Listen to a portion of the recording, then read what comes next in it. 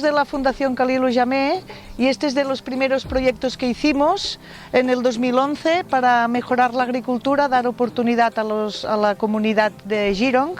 Hemos puesto una bomba sumergida, es un pozo de 20 metros de hondo, con agua ya a 7 metros y profundizamos 13 metros más con agua, 20 metros de pozo con una bomba sumergida especial para placas solares.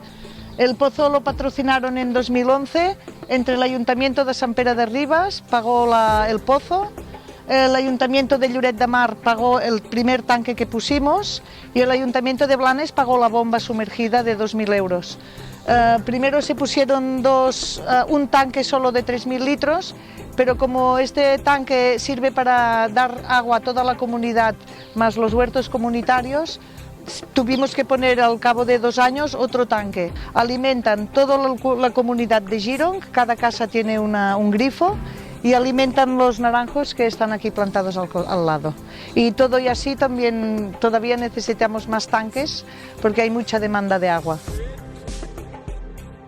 Estamos en la escuela Education for Peace de Girong, es una escuela guardería para niños de 3 a 6 años que hemos inaugurado ahora en principios del 2017 y estamos especialmente muy contentos porque en esta zona de Gambia hay muy pocas guarderías y las madres y padres también están muy contentos. Agradecemos desde aquí a todos que nos han ayudado a hacerla y intentaremos dar larga vida al proyecto.